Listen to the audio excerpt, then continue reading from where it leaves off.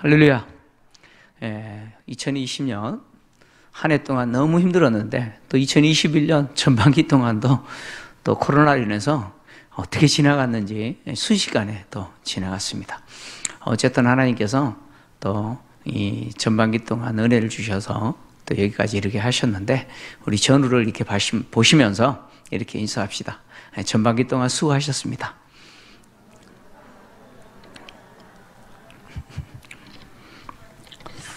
네, 전반기 동안 정말 또 수고 많으셨습니다. 하나님께서 더 후반기는 더 좋은 환경으로 또 우리를 이끌어 주시기를 간절히 소원하면서 오늘 금요 기도회는 전반기 결산 금요 기도회로 또 드립니다. 오늘 본문의 내용은 다윗이 기록한 시죠. 노래입니다. 시인데 이 다윗의 시는 시편 18편과 똑같습니다. 시편 18편에 이 시가 그대로 또 기록되어져 있습니다. 다윗이 기록한 이 노래는 사무엘서 전체에 있어서 이 한나의 노래와 함께 매우 중요한 역할을 합니다. 사무엘서 전서와 상하, 사무엘 상하죠. 사무엘 상하, 이 상하 전체 내용을 보면 네 사람의 이야기가 기록되어 있습니다. 엘리 제사장에 대한 이야기와 그리고 사무엘에 대한 이야기, 그리고 또 사울 왕에 대한 이야기와 다윗 왕에 대한 이야기가 기록되어져 있습니다. 그래서 이 사무엘서를 보면 이 엘리 제사장과 사무엘 선지자 그리고 두 명의 왕인 사울 왕과 이 다윗 왕의 이야기가 기록되어 있기 때문에 인간적인 관점으로 보면 권력의 투쟁이라고 하는 그런 관점에서 또 보게 되는, 좀 오해하게 되는 그런 내용이기도 합니다. 그래서 인간의 어떤 권력 투쟁이 어떻게 진행됐는지가 또 기록되어 있는 것처럼 보여지기도 합니다. 그러나 이 한나의 노래와 마찬가지로 이 사무엘 하에 기록되어 있는 이 다윗의 노래는 이 사무엘서 전체의 이야기가 인간의 권력 투쟁이나 권력에 대한 야욕에 대한 이야기가 아니다라고 하는 사실을 보여주죠. 특히 인간의 역사는 하나님의 주권 속에 있는 역사이고, 그리고 이 역사 속에 엘리 제사장, 그리고 사무엘 선지자, 그리고 사울 왕, 그리고 또 더하여서 다윗이라고 하는 이 인물들이 권력에 대한 투쟁을 한 것이 아니고 하나님이 이끌어 가시는 역사 속에서 하나님이 인간 대리인으로 세운 자들이라는 사실을 보여주죠. 그래서 한나의 노래와 이 다윗의 이 노래는 인간 역사의 주인이 인간이 아니라 하나님이시다라고 하는 것을 증명하는 그런 내용들이죠. 하나님은 인간의 역사를 이끌어 가시면서 특히 인간을 구원하시는 이 구원의 역사인데, 이 구원의 역사를 이끌어 가실 때 엘리도 마찬가지고 사무엘 선지자도 그리고 사울 왕도 다윗 왕도 하나님이 세우신 대리인들이라는 거죠. 하나님은 이런 대리인들을 세우셔서 인간의 이 구원 역사를 이끌어 오셨는데, 그래서 이 대리인들에게 이 역사를 적용하셔서 하나님이 처음부터 갖고 계셨던 그 구속 사역을 이끌어오고 계신 것이죠. 본시는 서론을 보면 이렇게 1절에 기록하고 있죠. 여호와께서 다윗을 모든 원수의 손과 사울의 손에서 구원하신 그날에 다윗이 기록했다, 이렇게 기록하고 있습니다. 그러니까 여호와께서 다윗을 모든 원수의 손에서 구원하신 그날에 다윗이 기록한 시가 바로 이 시다라는 것이죠. 다윗은 자신의 과거의 인생을 쭉 돌아보면서 이 시를 기록했던 것 같아요. 언제 기록했는지는 모르겠어요. 죽음을 앞두고 기록했는지 언젠지는 모르겠으나 다윗이 지난 시간들을 쭉 되돌아보면서 이 시를 기록한 것으로 보입니다. 여러분, 다윗의 인생은 어떤 인생입니까? 다윗의 일대기를 이렇게 보면 어떤 인생이라고 여러분 생각나세요? 지금까지 우리 사무엘상, 사무엘하 쭉 봤잖아요. 예. 다윗의 인생은 참 파란만장한 인생이죠. 그죠? 예, 진짜 파란만장. 예. 누구와 비교해도 뒤지지 않을 만큼 진짜 산전, 수전, 공중전, 해전, 심지어 수중전까지 다 겪은 그야말로 파란만장한 삶을 그는 살았습니다.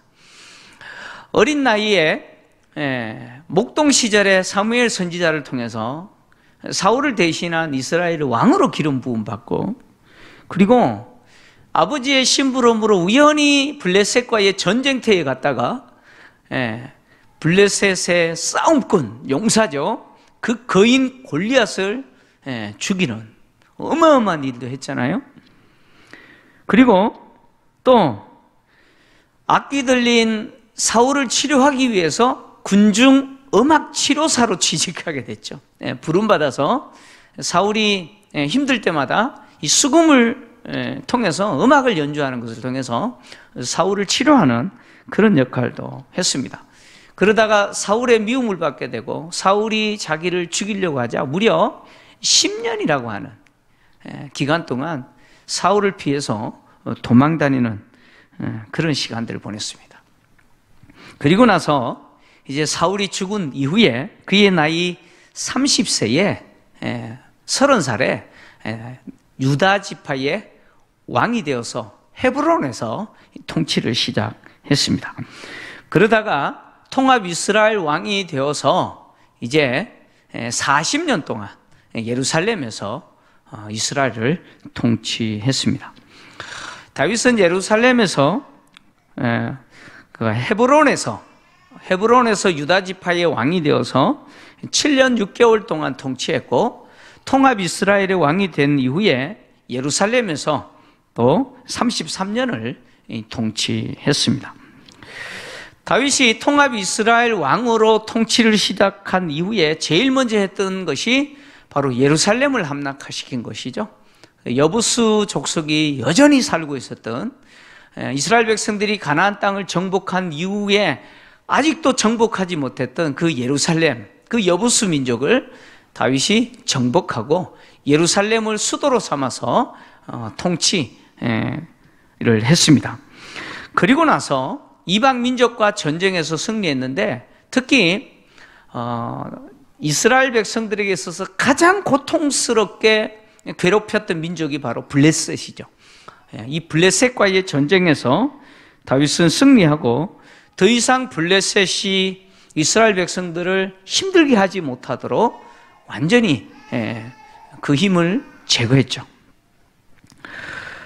다윗은 그리고 나서 주변의 민족들과 전쟁을 해서 승리했고, 그리고 나서 국가가 평화로워지자 예루살렘에 자기를 위한 궁궐을 짓고, 그리고 하나님의 궤죠, 언약궤를, 그 방치되었던 언약궤를 자기의 궁으로 모셔왔습니다. 그리고 나서 다윗은 하나님의 전을 건축하려고 했었습니다. 그러나 하나님이 말리셨고, 다시 말하면 다윗이 전을 건축하지 못하도록 거부하셨고, 대신 그의 아들이 건축하게 하실 것이라고 말씀하시면서 다윗과 언약을 맺으셨죠. 언약을 맺으시면서 다윗을 이어서 그 왕위가 떠나지 않을 것이다, 계속해서 자녀들이 왕의 자리에서 통치하게 하실 거라고 하는 약속을 하셨습니다. 그리고 나서 이제 다윗 통치 후반기가 이제 시작되는데, 다윗의 통치 후반기는 암몬과의 전쟁으로 시작되죠. 암몬과 전쟁에서 이제 요압으로 하여금 암몬의 수도 라빠를 점령하게 한 이후에 자기는 예루살렘에 남아 있다가 끔찍한 사건이 벌어졌죠. 바로 바세바와 불륜을 저지르는, 그래서 바세바의 남편인 우리아까지 죽게 되는 그런 사건이 발생하게 되었습니다. 그 일로 인해서 하나님은 다윗에게 칼이 떠나지 않을 것이고, 그리고 또 더하여서 재난이 계속해서 연속적으로 재난이 임할 것이고, 그리고 다윗의 그 아내가 백쥐의 이웃에게 주어지게 될 거다라고 선언하셨죠. 이 하나님의 선언대로 다윗의 인생 후반기는 정말 고통의 시간이었습니다. 그래서 큰아들 암논이 동생 압살롬의 누이죠. 누인 다말을 성폭행하고, 그리고 그로 인해서 압살롬이 큰형인 암논을 살해하고, 그리고 나서 또 외할아버지 나라인 그슬로 압살롬이 도망갔다가 다시 또 3년 만에 예루살렘에 돌아왔으나 아버지와 관계가 회복되지 않고, 또 회복되었으나 그로 인해서 압살롬이 반역을 일으키고, 그래서 압살롬의 반역 때문에 다윗이 또 예루살렘에서 도망가고, 그리고 간신히 압살롬과의 전쟁에서 승리했으나 압살롬이 죽는 것을 막지 못했죠. 압살롬과 전쟁에서 승리하고 다시 예루살렘으로 왕으로 복귀하지만 그 과정에서 참 쉽지가 않습니다. 그 과정에서 또 세바가 또 반란을 일으키고, 또 세바의 반란을 또 진압해야 됐고, 뭐 이런 일들로 그의 통치 후반기는 참 엉망이 됐다라고 할 수 있을 만큼 힘든 시간들을 그렇게 보냈습니다. 그러나 그 모든 과정 속에서 하나님은 다윗과 함께 하셨고, 다윗을 버리지 않으셨고, 다윗의 인생과 그리고 그의 삶과 그의 통치 가운데 일하셨습니다. 그래서 다윗은 이런 지난 시간 동안 자기의 인생 가운데 하나님이 어떻게 역사하셨는지를 돌아보면서 오늘 이 시를 기록한 것이죠. 그래서 2절과 4절 내용은 다윗에게 있어서 하나님이 어떤 분이신지를 고백합니다. 다윗은 자기와의 관계에서 하나님은 어떤 분이신지 고백하는데, 다윗에게 있어서 하나님은 어떤 분이시냐? 반석이시고 요새시고 건지는 자시고, 또 피할 반석 그랬는데 정확하게 번역하면 피할 바위시고, 그리고 방패이시고 구원의 뿌리시고 높은 망대이시고 피난처시고 구원자다, 이렇게 표현했죠. 하나님과 다윗과의 관계에서 다윗에게 있어서 하나님은 어떤 분이냐? 이런 분이다라고 고백했습니다. 그런데 다윗이 자기와의 관계에서 하나님은 이런 분이다라고 표현했는데, 이 표현은 크게 둘로 나누어집니다. 둘로 나누어지는데, 첫 번째 표현은 바로 전쟁 상황에서 싸울 때 그 현재 싸움의 모습에서 드러나는 표현이죠. 그래서 여기 보면 이 싸움의 상황이죠. 전투하는 상황에서 표현하는 내용이 등장하는데, 뭐 지키는 자, 방패, 뭐 구원의 뿔, 이런 표현들은 전쟁 가운데서 하나님이 어떤 분인지를 표현한 것이죠. 그 다음에 또 하나의 표현은 바로 안전하게 보호를 해주는 지형적인 표현들입니다. 안전한 장소를 표현하는 지형적인 표현인데, 그러니까 반석, 뭐 요새, 그리고 뭐 피할 바위, 망대, 이런 표현들은 뭐예요? 안전한 장소죠. 나를 보호해주는 안전한 장소에 대한 표현들입니다. 다윗은 여호와 하나님이 자신에게 있어서 뭐 지키는 자, 방패, 구원의 뿌리다, 이런 전쟁 상황에서 하나님이 자기에게 이런 분이다라고 표현했는데, 이런 표현은 다윗이 지난 시간 동안 수많은 대적들과 전쟁 상황에서 하나님이 자기에게 베풀어 주신 그 은혜를 기억하면서 하나님에 대해서 이렇게 표현한 것이죠. 그리고 또 하나님을 반석, 요새, 피할 바위, 망대라는 이런 표현을 통해서 안전한 장소라고 표현한 것은, 다윗이 사울을 피해서 10년 동안이나 도망 다녔잖아요. 특히 그 도망 다닐 때 장소가 어디가 중심이에요? 유다 광야죠. 유다 광야였습니다. 그 광야를 중심으로 사울을 피해서 도망 다닐 때 하나님은 자신을 지켜주셨어요. 그래서 그 광야에서 흔히 볼 수 있는 게 뭐였습니까? 반석, 요새, 뭐 피할 바위, 망대, 이런 거 아닙니까? 그러니까 하나님은 사울을 피해서 도망 다닐 때 그 위기 순간순간마다 하나님이 반석이 되시고 요새가 되시고 바위도 되시고 때로는 망대가 되셔서 지켜주셨다는 것이죠. 성경은 다윗이 주변 민족들과 전쟁할 때, 블레셋을 비롯하여 주변 민족들과 전쟁할 때 승리할 수 있었던 이유가 다윗의 능력이나 다윗이 가지고 있는 실력이 아니라 하나님이 다윗과 함께 하셨고 하나님이 이기게 하셨기 때문에 다윗이 승리했다라고 분명하게 기록하고 있습니다. 사무엘하 5장 10절을 보면 이렇게 기록하고 있어요. 만군의 하나님 여호와께서 함께 계시니 다윗이 점점 강성하여 가니라. 다윗이 실력이 있고 다윗이 뭔가 능력이 있기 때문에 점점 강해진 것이 아니고 누가 함께 하시니까? 여호와 하나님이 함께 하시니까 다윗이 점점 강해졌다라고 이야기하죠. 그리고 사무엘하 7장 1절을 보면 여호와께서 주위의 모든 원수를 무찌르사 왕으로 궁에 평안히 살게 하신 때에 주변의 모든 원수를 누가 무찔렀다고요? 다윗이 무찔렀다고 이야기하지 않고 여호와께서 무찔렀다고 이야기하죠. 사무엘하 8장 6절을 보면 또 이렇게 기록하고 있어요. 여러분 같이 읽겠습니다. 자, 눈을 크게 뜨시고 같이 읽습니다. 시작. 다윗이 다메섹 아람의 수비대를 두매 아람 사람이 다윗의 종이 되어 조공을 바치니라. 다윗이 어디로 가든지 여호와께서 이기게 하시니라. 아멘.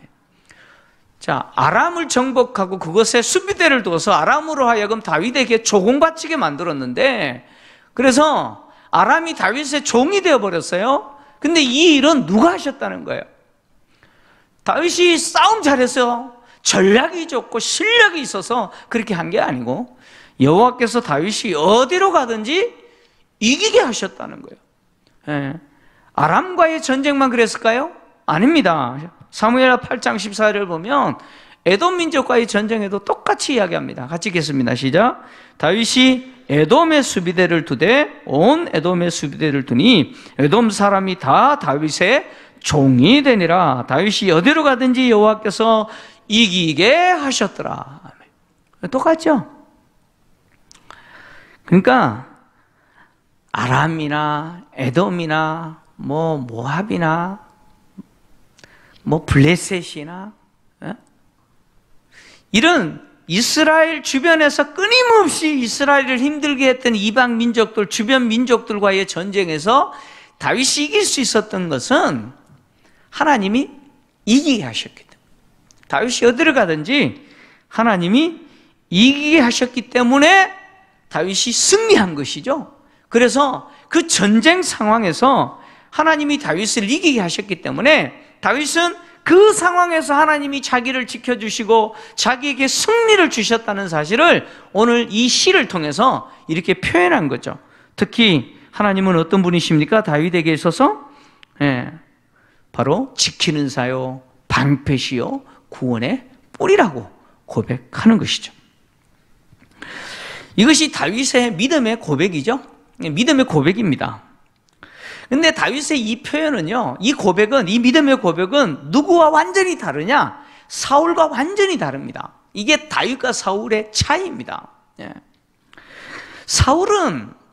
사울은요, 하나님이 아말렉을 진멸해라 라고 명령하시고 사울을 보내서 아말렉을 진멸하게 할 때 사울은 하나님의 명령대로 하지 않고 어떻게 했어요? 헤렘 전쟁입니다. 다시 말하면 하나도 남기면 되지 않아요. 근데 사울은 소나 양 중에 좋은 것은 다 남겼잖아요. 그죠? 이유는 뭐였습니까? 하나님께 제사 드린다라고 하는 아주 그럴듯한 이유 되면서 다 남겼잖아요. 그 전리품으로 다 남긴 거예요. 그리고 아말렉과의 전쟁에서 그렇게 승리한 이후에 사울이 한 일은 뭐냐? 자기를 위해서 기념비를 세운 거예요. 사무엘상 15장 12절을 보면 사무엘이 사울을 찾을 때 사울이 무슨 행동을 했느냐 이렇게 기록하고 있어요. 저 같이 읽겠습니다. 시작. 사무엘이 사울을 만나려고 아침에 일찍 일어났더니 어떤 사람이 사무엘에게 말하여 이르되 사울이 갈멜에 이르러 자기를 위하여 기념비를 세우고 발길을 돌려 길갈로 내려갔다 하는지라. 아멘. 사울이 아말렉과 전쟁 이기고 나서 사울은 너무 기분 좋은 거야. 와, 내가 이겼다. 내가 이겼다. 그래서 길갈에다가 어마어마한 돌로 뭘 세워요? 축 사울 승리,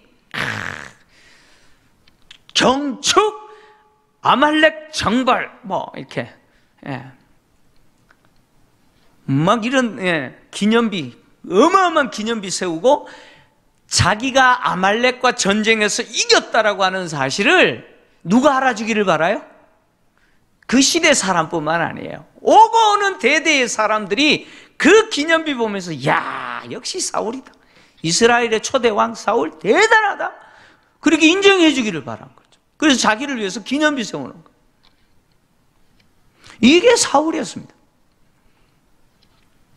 다윗은 자기가 승리한 그 전쟁을 자기가 이겼다고 말하지 아니하고 그 전쟁에서 이긴 이유가 뭐냐? 여호와께서 내게 승리케 하셨고, 그래서 여호와께서 그 전쟁에서 나를 지켜주셨고, 여호와께서 방패가 되셔서 적병들의 그 칼과 창으로부터 나를 지켜주셨고, 나를 그 위기 상황에서 뭐예요?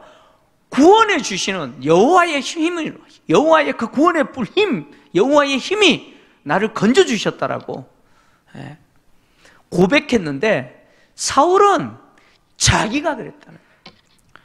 자기가 이겼다는 거예요. 자기가 했다는 거예요. 오늘날 주님의 일을 하는 사람들이 자주 넘어지는 경우들이 이런 거죠. 그죠? 주의 일을 하는 분들이 자주 넘어지는 경우들이 있는 거예요. 특히 큰 일 하는 분들이 이렇게 잘 넘어져요. 소소한 일 하는 분들은 별로 그렇게 뭐 자랑할 게 없는데, 뭐 어마어마한 일 하는 사람들 있잖아요. 특히 뭐 담임 목사 같은 사람들.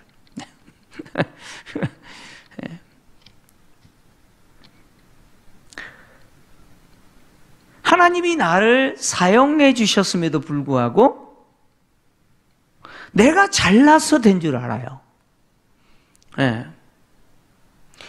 하나님이 나를 사용해 주신 줄 알아야 되는데, 사울처럼 내가 잘난 줄 알아요. 그래서 내가 잘나서 이런 일을 했다고 생각해요. 그래서 하나님께 당연히 영광을 돌려야 되는데, 하나님께 돌아가야 될 그 영광을 누가 가로채요? 자기가 누리는 거예요. 자기가 누리는 거예요. 이런 실수를 우리가 참 자주 합니다. 자주 해요.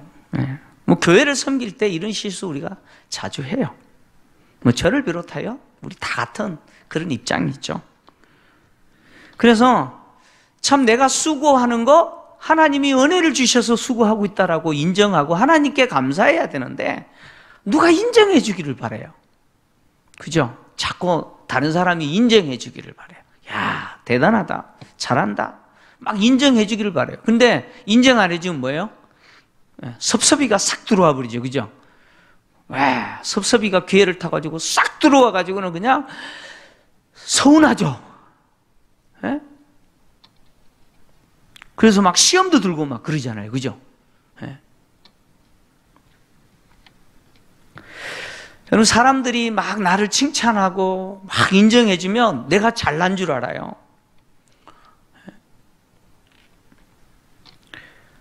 그래서 착각하잖아요. 그래서 하나님이 받으셔야 될 영광의 그 자리에 내가 앉아가지고 영광을 누려버리죠. 사울이 그랬다는 거예요. 근데 다윗은 그렇게 하지 않았어요. 다윗이 위대한 이유는 그가 흠이 없는 사람이기 때문이 아니에요. 보세요. 제가 아까 이야기했잖아요. 그의 통치 후반기는 그야말로 엉망이에요. 엉망이에요. 고통의 시간이었어요. 그럼에도 그가 위대한 이유는 뭐예요? 그는 자기가 누군지 아는 거죠. 자기가 위대하기 때문에 위대한 일을 한 게 아니죠. 자기는 아무것도 아니죠. 형편없죠. 자격 안 돼요. 그런데도 하나님이 사랑하셔서 그 일 하라고 그 자리에, 그 위치에 그 역할 맡긴 거죠. 그래서 그 일 하는 거예요. 그래서 내가 한 일 내가 했다고 하지 않고 하나님이 내게 그 은혜를 주셔서 이 전쟁에서 이기게 하시고 이 땅에 평화를 주신 거고, 그래서 하나님이 나에게 있어서 나를 건지시고 나의 방패가 되시고 나의 구원의 뿌리 되라고 고백하는 것이죠. 우리는 다윗이 고백했던 것처럼 내가 하는 모든 일들, 내가 이룬 그 모든 일들 내가 한 것이 아니고 하나님의 힘입니다. 하나님이 하셨습니다 라고 고백할 수 있기를 바랍니다. 전반기 마무리하면서 우리 전반기 동안 또 나름대로 얼마나 수고했어요. 그렇게 수고한 모든 것 사실 하나님의 은혜죠. 하나님의 은혜였어요.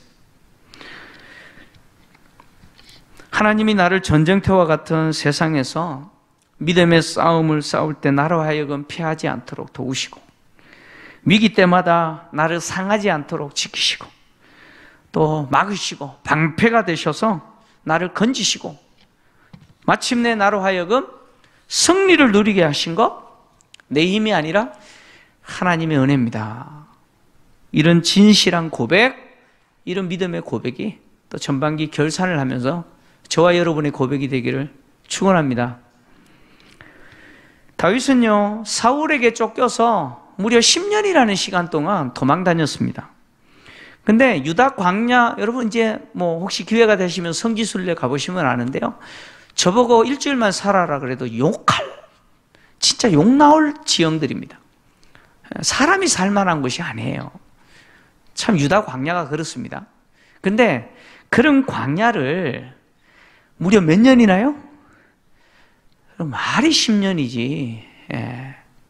무려 10년이나 도망 다닙니다.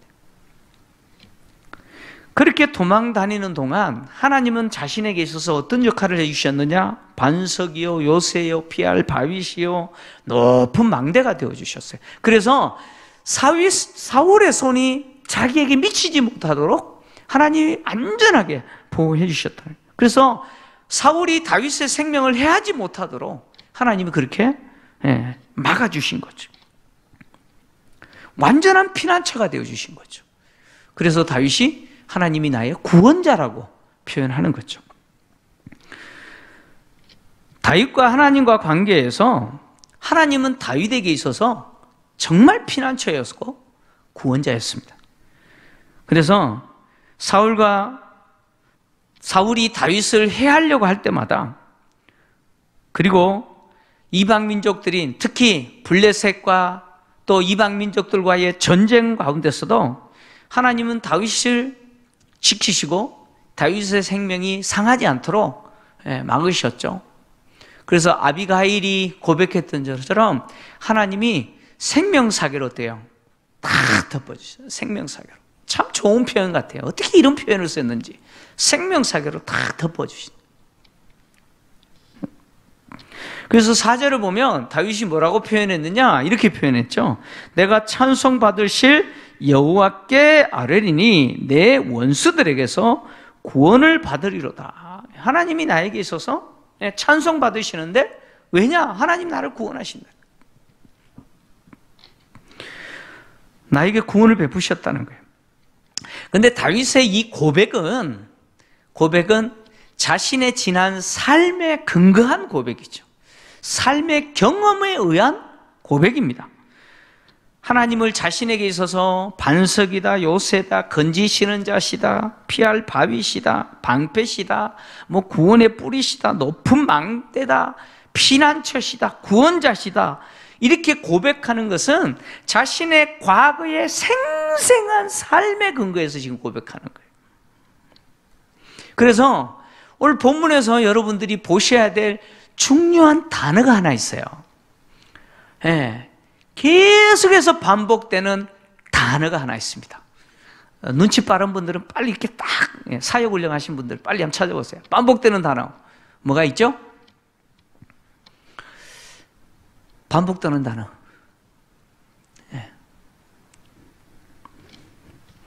무려 14회나 반복됐는데 마스크 쓰셔가지고 제가 잘 안 들리는데, 예, 나라는 표현이죠. 내가라는 표현입니다. 1인칭 단수. 나 또는 내가라고 하는 표현이죠. 몇 번 사용됐을까요? 14번입니다. 한번 헤아려 보세요. 예, 한번 헤아려 보세요. 14회나 반복됐습니다. 요 4절, 사실 1절은 서론이고 2절부터 4절까지 이 짧은 구절에서 무려 14번이나 다윗은 내가라는 표현을 씁니다. 그러니까 지금 다윗이 고백하는 그 하나님에 대한 그림이 누구와의 관계라고요? 우리와의 관계가 아니에요. 나와의 관계예요. 나라고 하는 한 개인과의 관계예요.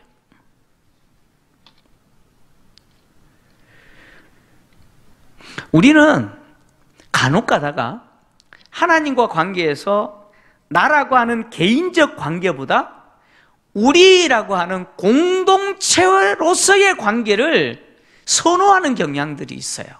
그래서 하나님이 나의 하나님이 아니고 우리 하나님, 예, 하나님이 나의 하나님이 아니고 우리 하나님이라고 표현하는 경우들을 선호하는 경향들이 있어요.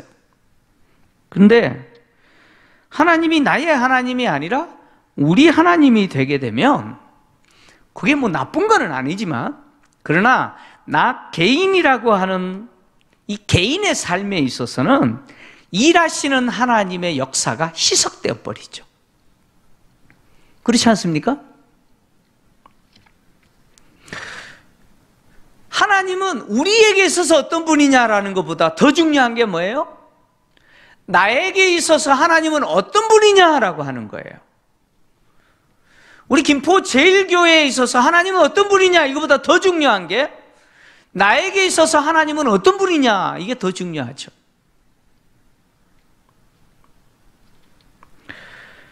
여러분, 나에게 하나님은 어떤 분입니까? 이 시대를 살아가고 있는 우리는 다윗과 같이 전쟁 상황이나 아니면 사울과 같이 원수로부터 도망 다녀야 될 그런 상황은, 그런 형편에서 살지는 않죠. 그러나 그럼에도 불구하고 이 시대 속에서도 하나님이 다윗에게 베풀어 주신 동일한 은혜를 우리에게도 똑같이 베풀어 주세요. 과거 제가 청년 시절에 두란노 경배와 찬양이라는 팀이 있었어요. 아마 여러분 아시는 분들이 있을 건데, 두란노 경배와 찬양 팀에서 제가 이제 헌신자 훈련을 받았는데요. 헌신자 훈련을 받으면서 중고등부 아이들, 청소년 3박 4일 동안 경배와 찬양, 집회나 이런 것들을 또 섬기기도 하고 막 그랬었는데, 이 헌신자 훈련을 받을 때 어떤 나눔을 했냐면, 하나님은 나에게 어떤 하나님인가, 이런 나눔을 한 적이 있어요. 훈련 받을 때. 근데 어떤 한 자매가 자기에게 있어서 하나님은 어떤 분이냐? 하나님은 나의 지혜입니다. 이렇게 고백한 게 기억이 나요. 하나님은 나에게 있어서 지혜입니다. 이렇게 고백해요. 왜 지혜냐 물었더니, 하나님이 순간순간 나에게 있어서 막힐 때마다 뭘 주세요? 지혜를 주셨다는 거예요. 예.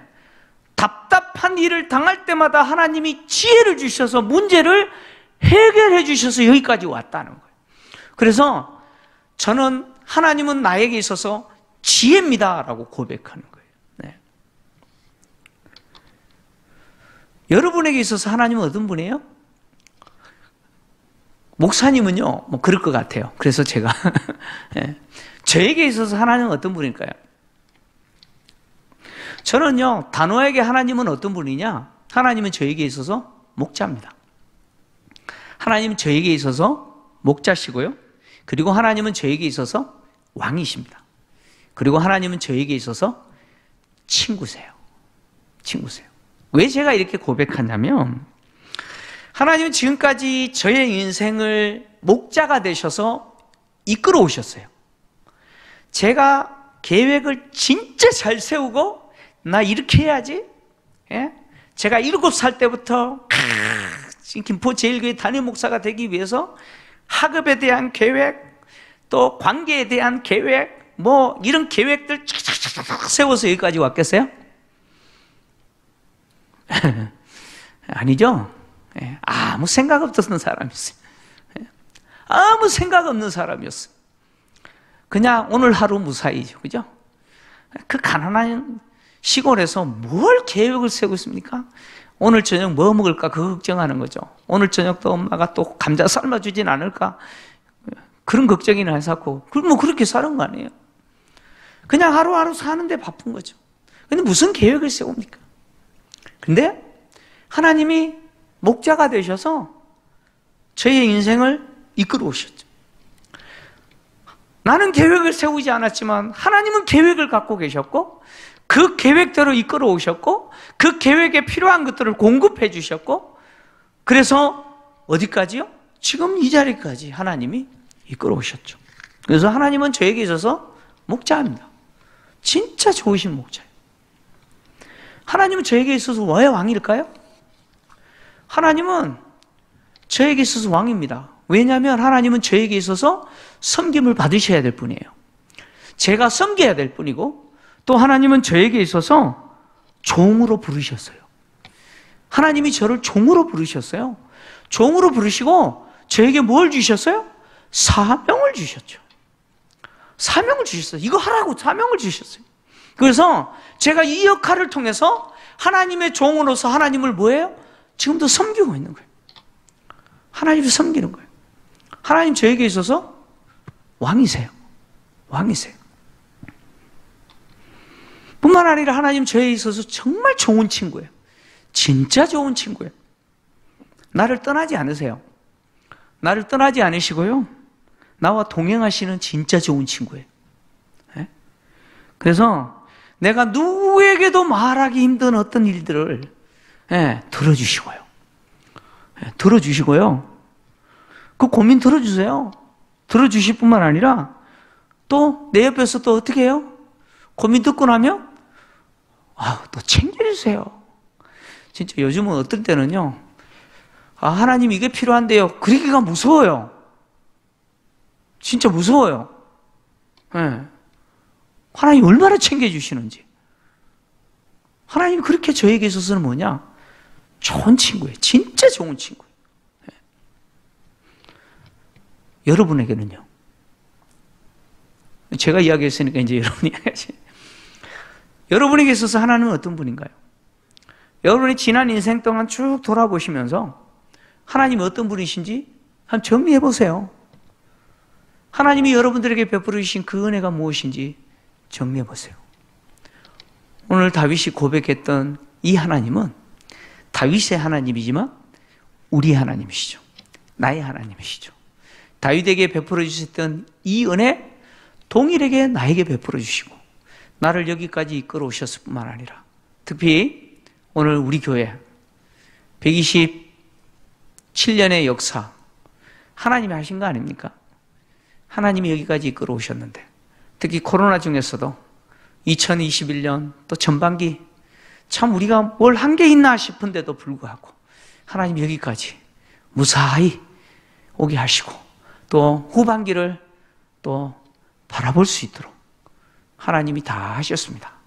그 하나님 앞에 여러분 자신이 어떤 고백으로 고백하고 감사할지 그 하나님 앞에 진심으로 감사하고 여러분의 개인의 삶과 가정뿐만 아니라 교회의 모든 사역이 전반기를 잘 마무리하고 후반기를 기대하면서 또 기도하는 우리가 되기를 주의 이름으로 축원합니다.